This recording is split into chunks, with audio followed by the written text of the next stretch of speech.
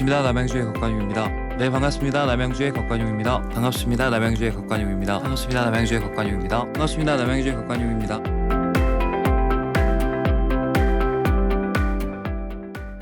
곽 위원장님의 말씀 들어볼까요? 그런 시나리오가 있다는 건 들었는데 지금으로선 사실 거기까지는 단정하기 좀 어렵다고 보고요.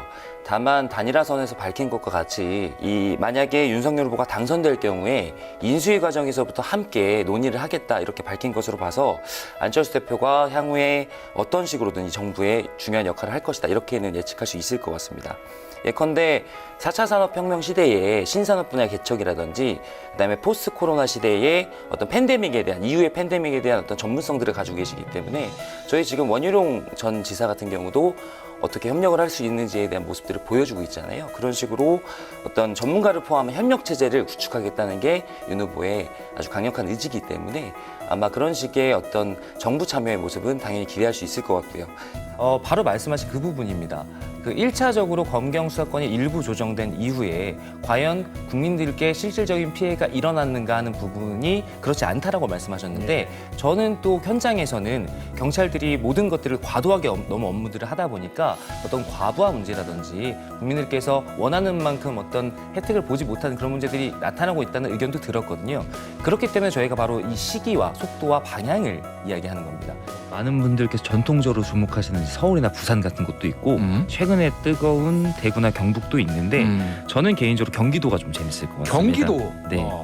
제가 현재 경기도 내 지역구 현장에서 뛰고 있어서이기도 하지만 그러시네요. 예. 이번 대선을 보면 이 수도권임에도 불구하고 이 1,300만 인구를 가진 경기도가 전국적인 결과랑 다른 결과가 나타났거든요. 그렇죠. 그래서 이게 이재명 전 지사의 영향이라고 보는 분들도 있고 도내 위성도시로 이주하신 유권자층의 특성이다 이렇게 보는 분도 있는데 어쨌든 최근에 근소하게 열세를 보였던 이 경기도 그리고 31개 시군구 지자체장 선거 결과가 차기 정부의 순조로운 출발의 어떤 일종의 바로미터가 될 수도 있지 않을까? 저는 그렇게 보고 있습니다. 저는 모든 정치적 행위에는 명분이 중요하다고 생각하는데요. 저는 만약에 분당의 보궐선거가 없었으면 이 이재명 후보가 당의 아주 소중한 자원이기 때문에 이 자원에 공백을 주지 않기 위한 차원이라도 이 개항을 선택할 명분이 충분했다. 이렇게 생각을 합니다. 근데 결국 본인의 지역구였던 분당에서 보궐선거가 열렸음에도 불구하고 개항을 선택했다는 건 결국은 당선 가능성이 좀 높다라는 명분 이외에는 설명이 안 되기 때문에 좀 자신 없는 거 아니냐 이 얘기세요? 맞습니다. 그래서 저는 그런 측면에서 지역구 유권자들을 좀 설득하기가 어려울 것이라고 생각하고요.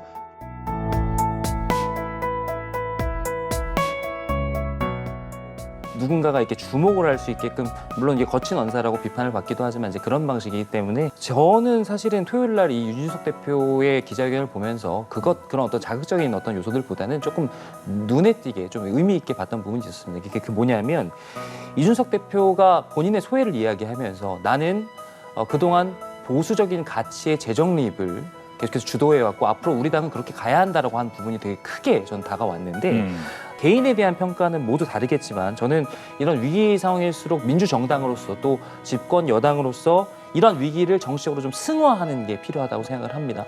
그래서 저는 차기 전당대회가 되게 중요하다고 생각하는데 이렇게 다른 사람들이 모두가 모여가지고 이 변화한 유권자 지형에 반응하기 위해서 우리가 어떠한 가치나 정책적인 콘텐츠들을 다시 한번 담아낼 것인가 하는 그런 고민을 하는 대논쟁이 한번 벌어지는 것이 바람직하다라고 말씀을 드리고 싶습니다.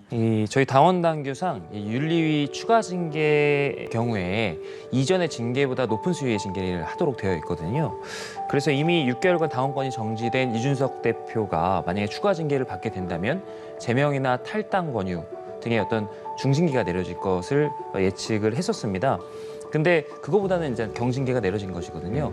그리고 한편으로는 이 양두구육 같은 이런 발언에 의해서 이렇게 더 강한 징계를 하기에는 좀 무리가 있지 않겠느냐라는 의견도 있었거든요. 근데 이제 어제 이항희 윤리위원장에 따르면 이번 추가 징계의 핵심은 이런 이준석 대표의 당을 향한 과격한 발언보다는 국민의힘 비대위 전환과 관련된 당의 민주적인 의사결정 행위를 징계 중인 당대표가 가처분 신청 등을 통해서 배격했다는 것이거든요. 그래서 실제로 당에 실질적인 피해를 입혔고 어제 이제 가처분 신청이 가까스로 나오면서 이제 당이 어느 정도 내용을 정리할 수 있는 수준에 들어선 것이다. 이렇게 보고 있습니다. 보시기에는 결정된 거죠?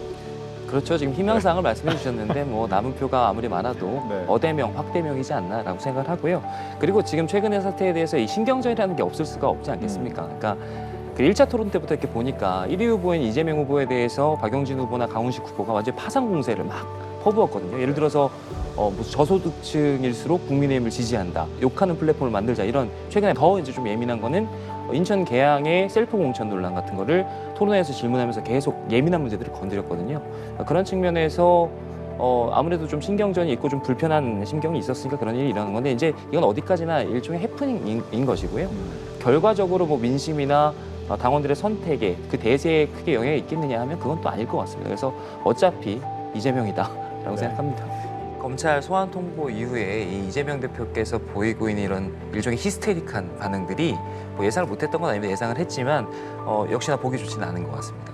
이 제기된 여러 가지 의혹들에 대해서 수사기관에서 수사를 하는 것은 성역이 있을 수 없는 것이겠죠. 그리고 계속 말씀하셨지만 아직 조사가 진행 중입니다.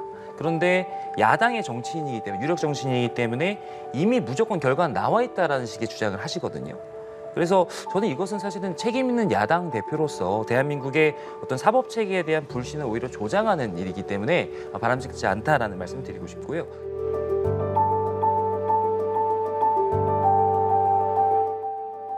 전 정부의 안보 라인에 대한 소환이 시작되는 건가라는 분석도 있습니다.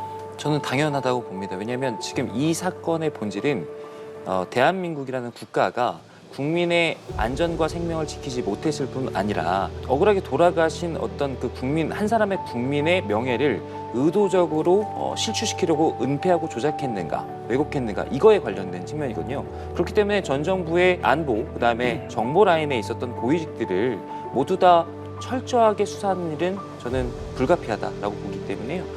지금 구속된 그 두 분 이외에 다른 분들, 그 이 수사란에 있었던 고위직 다른 분들에 대한 광범위한 수사도 지금 예정이 되어 있는데, 저는 당연히 이런 부분에 대한 수사를 통해서 명백히 밝혀져야 될 부분이 있다라고 말씀드리고 싶습니다. 가능하겠습니까, 분위기가? 지금 독일에 계신 것으로 알고 있는데 아마 지금 유력하게 거론되고 있는 것으로 보입니다. 오늘자 이제 도어 스태핑도 보면은 지금 이 쇄신이라는 것이 어떤 정치적인 득실을 따져서 하는 것이 아니고 네. 꼼꼼하고 내실 있게 좀 변화를 줘야 한다라고 대통령께서 강조를 하셨다시피 전면적인 교체보다는 이 홍보수석이나 홍보특보 이런 자리에 전문가로 알려진 김은혜 전 도지사 후보죠. 김은혜 전 의원을 거론하고 뭐 이런 식으로 그 실무형으로 보강할 거라는 그 관측이 지배적이고요. 대통령실이 처음에 제가 알고 있기로는 이제 슬림화 기조가 있었어서 네. 이게 정권 초기에 운영상에 좀 과부하가 있었다고 알고 있거든요. 그런 측면에서 기능과 직제상의 보강이 있을 것으로 예상이 되고, 그런 측면에서 김은혜 전 후보의 합류도 가능성이 크게 있을 것이라고 저는 판단하고 있습니다. 네. 내실 있는 변화를 주고.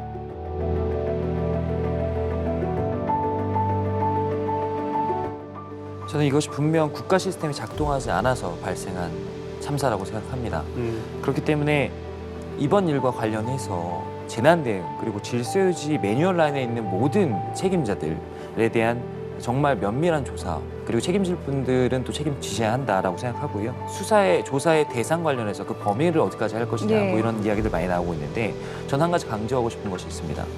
이 경찰에 대해서 추궁하는 것, 조사하는 건 전 당연히 필요하다고 보는데요. 그랬을 때 일선에 있었던 경찰관들과 그리고 그 경찰을 지휘하는 지휘계통에 있는 그 라인과는 구분해서 저는 봐야 된다고 생각합니다. 지휘계통, 컨트롤 타워가 책임지는 것은 당연하고요. 만약에 현장 경찰관의 경우에도 지금 주장하고 있는 근무 태만이나 이런 것들이 실제로 있었다면 이거는 당연히 조치가 필요하겠는데요. 만약에 그렇지 않다면 저는 일선에서 지금 이 현장을 겪은 경찰관들은 오히려 국가가 보호해야 할 대상이라고 봅니다. 그래서 바라건대 정말 냉철하게 구분해서 볼 필요가 있다. 예. 정말 가장 말단에 있는 그런 경찰관들에게 책임을 지우는 것, 책임을 전가하는 것은 저는 국가로 정말 비겁한 태도다라고 보기 때문에 구분해서 좀 봐주셨으면 하는 그런 바람입니다. 조금 그런 것 같습니다. 예. 왜냐하면 국회에서 이루어진 그 간담회 예. 사실은 저희 국민의힘 의원들이 불참인데 저는 예. 사실 여기에 대해서는 저도 정부 여당 소속이지만 좀 예. 지적하고 싶습니다. 예. 이게 혼이 날 수도 있고 좀 매를 맞을 수 있는데, 그런 부분에 대해서 국민의 대표로서 좀 가서 겸허하게 목소리를 듣고 또 저희도 죄송합니다, 사과할 건 사과하고 그랬어야 한다고 생각하거든요. 예. 그래서 조금 더 정부가 이 정치적인 어떤 계산에 의해서가 아니라 유족들에게 조금 더 진심으로 다가가고 도의를 다하는 그런 모습들은 좀 필요하겠다. 그리고 예. 지금 유가족들께서 하시고 계신 어떤 구체적인 요구들 이런 요구들이 사실 비상식적인 요구들은 아니거든요. 그래서요? 그러니까 여기만 그러니까 어떤 정쟁의 도구로 삼아서 이거를 예. 자꾸 뭐 정치적인 프레임화 하지 말고 요구를 요구대로 순수하게 받아들이고 저희가 또 해드릴 수 있는 최고의 예우는 또 해드리는 게 맞겠다라는 기본적인 입장입니다. 네, 저는 자성의 목소리를 담아서 저희 국민의힘에 좀 말씀을 드리고 싶습니다. 저희 국민의힘이 여러 가지 이제 부침을 겪어오면서 여러 가지 성과도 있었지만 사실 최근에 국민들께 여러 가지 우려스러운 그런 모습들을 많이 보였던 것들이 있어서 새해에는 정말 좀 더 좋은 모습 보였으면 좋겠고요. 또 윤석열 정부의 선곡 그리고 새롭게 도약하는 대한민국을 위해서 지금 무엇보다도 지금 풍부한 목소리를 담아내고 국민들의 연결 통로 역할을 하는 정당의 역할이 무엇보다 중요한 때라고 봅니다. 그렇기 때문에 저희 국민의힘의 집권 여당으로서의 역할이 새해에는 훨씬 더 중요해질 것이라고 보고요. 그리고 그 과정 속에서 저희 현장에 있는 목소리들이 많이 좀 담겼으면 좋겠습니다. 언제나 답은 현장에 있기 때문에 저희들과도 많이 소통하셔서 정말 한층 더 나아진 국민의힘 모습 저희 새해에는 국민들께 보여드릴 수 있었으면 좋겠습니다.